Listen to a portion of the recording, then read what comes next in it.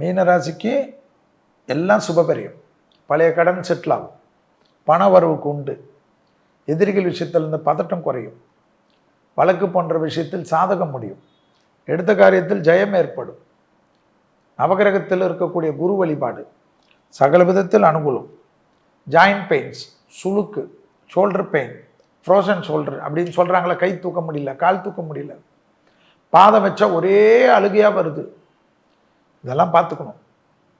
ஜென்மசனி அடுத்தது ரெடியாக இருக்குது, அதனால் கொஞ்சம் பார்த்துக்கோங்க. மன அழுத்தம், சனியை நினச்சே யோசிக்கிறது, எக்ஸசைஸ் பண்ணணும், எக்ஸசைஸ் பண்ணால் தான் தப்பிக்க முடியும், இல்லைன்னா மாட்டிப்பீங்க.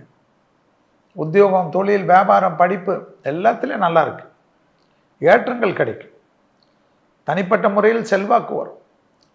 மே மாதத்துலேருந்து செட்டில் ஆகிடுவீங்க, வேற்றுமொழி மனிதர்களால் ஆதாயம் பெறுவீங்க, கோயில் திருப்பணியெல்லாம் நல்லா செய்வீங்க. புதன் கெட்டிருக்கு, துணை அல்லது துணைவியாருடைய தேகாரிக்கம் நல்லா பார்த்துக்கணுமா. மீனும் உங்களது மட்டும் பார்த்துக்கூடாதான், கணவன் மனைவி வெள்ளைக்கொடியெல்லாம் காட்டக்கூடாதான், கால் பூச்சி உண்ணுமா.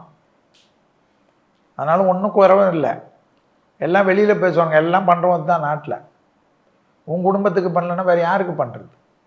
சந்தோஷமாக இருக்கும், குடும்பத்தை அப்படித்தான்